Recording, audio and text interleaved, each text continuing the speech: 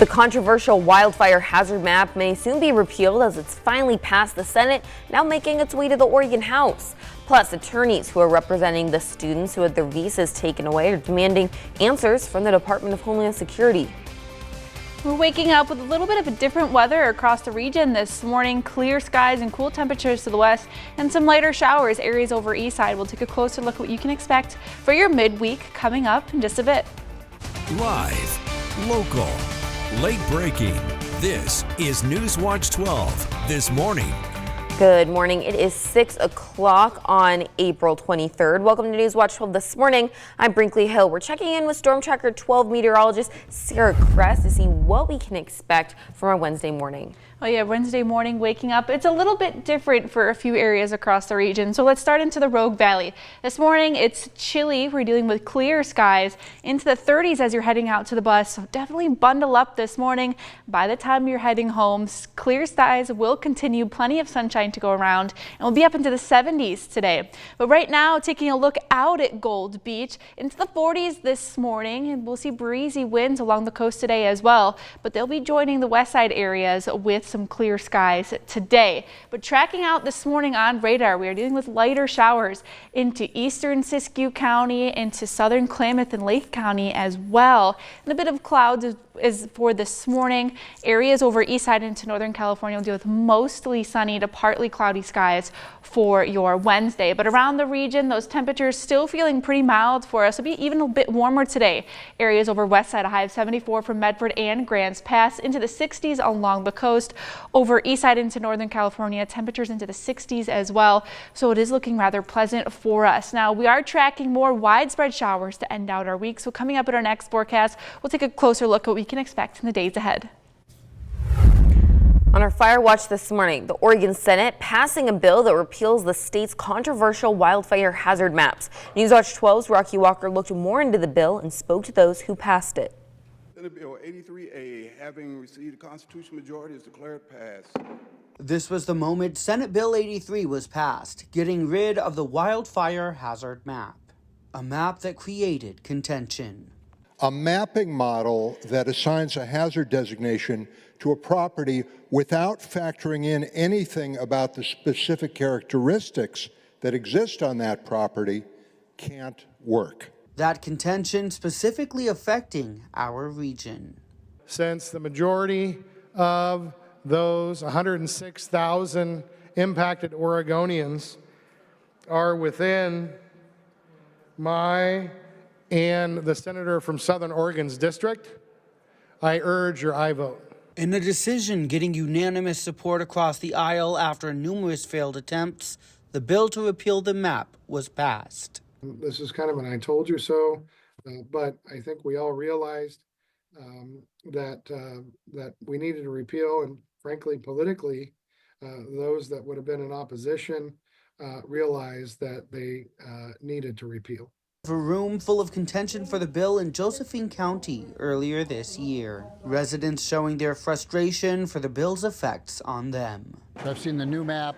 I'm not happy with it because actually the map it's not clear and concise. It doesn't bring in individual people, individual properties. It consolidates everyone and all the same. And lawmakers seem to agree. You can't tell a hazard level just by walking the property. There's more to it than that. But to say in this model, we're not going to give 1% consideration to what's actually happening on your property when we give your property a hazard designation, that's kind of bananas. New this morning, the Oregon House of Representatives passing House Bill 3426A, which modifies penalties for drone users that interfere with emergency response operations. The author of the bill, Representative Court Boyce of Gold Beach, says as drones are becoming more popular, residents need to understand that there are consequences for interfering with emergency response efforts. An unintentional interference set to be a Class B misdemeanor, while an intentional interference is a Class C felony. The bill now heading to the state Senate for consideration. And continuing coverage, 2 Oregon students are still waiting for answers as to why the Department of Homeland Security revoked their visas. A federal judge in Eugene issued a temporary restraining order against the federal government on behalf of Oregon State University student Aaron Ortiz Gonzalez and a University of Oregon student identified as Jane Doe. Attorneys representing the students say the government's termination of their client's digital student and exchange visitor information system is illegal. Primarily, the government was arguing that the termination of Jane and Aaron's CVIS record doesn't carry any consequences for their status, which it doesn't make sense. And DHS's own rules actually say the opposite. Kelsey Provo says the government answers to questions were not good enough, saying the government provided limited and unbiased information at Monday's hearing as to why Ortega Gonzalez's visa was revoked. Provo says the government has not responded for why Jane Doe's visa was revoked. The 2 students now wait for 2 weeks for further proceedings in court. In the meantime, Provo says she encourages every student nationwide who has had their visa revoked to seek help. And a crime alert, a 56-year-old Klamath County man is dead from what police say is a homicide. Here's what we know so far. Klamath County 911 received a call last night around 4:30 reporting a dead body. They identified the victim as Donald Hadfield. Investigators found his death to be unnatural, opening a homicide investigation. Information is limited on the suspect, but they are looking for a white male in connection to the case. They say if you have any information, call the sheriff's office. That number is on your screen. Oregon State Police also investigating an officer-involved shooting in O'Brien. A Josephine County Sheriff Office deputy encountered a wanted suspect near the O'Brien County store. The suspect, Clinton Robertson, is in an effort to escape, used his car to ram the deputy's vehicle. This resulted in the officer shooting Robertson, who was transported to a Grants Pass hospital. Police say no one else was injured. As we head into warmer weather, Oregon health officials warn of toxic algae in lake, rivers, and reservoirs. NewsWatch 12's Samantha Cadera looked into the signs of danger and how you can stay safe this summer. It's harmful algae blooms that are the problem. And all of us that like to recreate and spend time on the water, it's up to us to know how to identify a harmful algae bloom and how to protect ourselves when we're out on the water. Cyanobacteria, also called harmful algae, can look like colored scum or thick paint floating on the water. They're not always dangerous, but some blooms release toxins that can make people sick and can be deadly for dogs. It can be floating patches of algae or even just clumps that float in the water column. So that's all a sign of an excessive bloom. When I see that, when I'm out on a water body, I'm no way going to let my dog drink that water, and I'm not going to swim in that water.